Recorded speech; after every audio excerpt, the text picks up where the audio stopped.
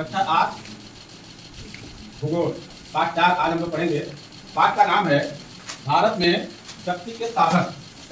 Heading डालिए, भारत में शक्ति के साधन। भारत में शक्ति के साधन। अब शक्ति क्या है ये जानना जरूरी है। शक्ति है क्या? हम काम करते हैं, हमारे अंदर भी ऊर्जा है, तभी तो हम लिख पा रहे हैं, पढ़ पा रहे हैं। कहीं कहीं शक्ति आती है ना। तो इसी तरह से ये शक्तियां जो हैं वो हमें नेचर से मिलती हैं, यानी प्रकृति से मिलती हैं। और शक्ति का सबसे बड़ा स्रोत सूरज है। क्या है? सूरज है। सूरज से सभी को शक्ति मिलती है। लेकिन यहाँ जो हमें पढ़ना है वो शक्ति के साधनों को तो वो वर्गीकृत करके पढ़ेंगे। भारत में जो शक्ति के साधन है वो दो प्रकार के हैं। दो प्रकार के हैं। पहला है परंपरागत शक्ति के साधन। क्या है? परंपरागत शक्ति के साधन। परंपरागत शक्ति के साधन ये परंपरागत है, हमेशा से हम लोग इसका प्रयोग करते हैं।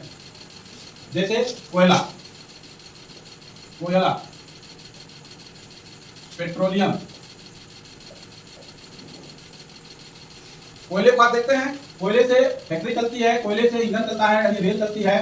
कोयले से हम लोग खाना भी बनाते हैं चूल्हे में कोयले जलाकर। तो ये भी एक शक्ति का साधन है जिससे बड़ा बड़ा काम होता है। दूसरा है पेट्रोलियम। ये परंपरागत है। पेट्रोलियम में कई चीजें आ जाती हैं, जिसमें पेट्रोल है, डीजल है, ये सब चीजें आ जाती हैं। गैस है। आप गाड़ी दो चीजों से चलती है, एक पेट्रोल से और एक डीजल से। इसी तरह से रसोई घर में आपके गैस का प्रयोग होता है, तो गैस भी जो है शक्ति का साधन है, वो भी पेट्रोलियम ही है। इस तरह से जो है परंपरागत स्रोत में मुख्य रूप से कोयला, पेट्रोलियम है और गैस है।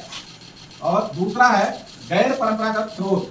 गैर परंपरागत स्रोत, इसको हम साधन स्रोत भी लिख सकते हैं, जो हमें कहाँ मिलता है। अब गैर परंपरागत इसमें जो है मुख्य रूप से सौर्य है। सौर्य का मतलब है सूरज, पवन है और अब परमाणु ऊर्जा भी।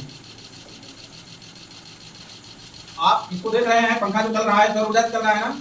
तो इस तरह से जो है सौर ऊर्जा से सिंचाई भी हो रही है, सौर ऊर्जा से मशीनें भी चल रही हैं, सौर ऊर्जा से तमाम कार्य हो रहा।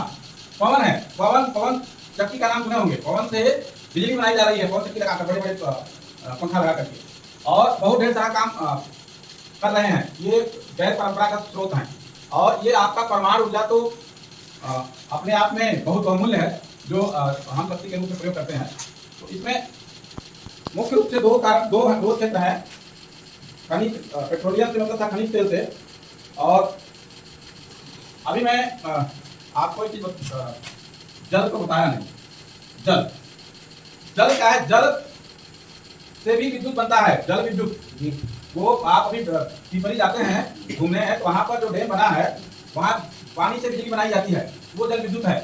तो जल भी हमारे लिए शक्ति का एक साधन है। इसको आप दिमाग में रखिए। और आपको इतना ही याद रखना है जितना मैंने लिखा है। भारत में शक्ति के साधन मुख्य रूप से दो प्रकार के हैं। पहला है परंपरागत साधन, जिसमें कोयला, पेट्रोलियम मुख्य रूप से है, और जल विद्युत है। गैर परंपरागत स्रोत में सूर्य ऊर्जा है, पवन है और ये परमाणु है। और इन्हीं का प्रयोग करके हम अपने काम को करते हैं। यही मुख्य रूप से हमारे शक्ति के स्रोत हैं और साधन है, जिस पर हम काम करते हैं। आप दो तीन चीज आप नोट कर लीजिए, इसको रिपीट कर लीजिए और होमवर्क में भी आपको वर्गीकृत करके लिख के लाना, ठीक है।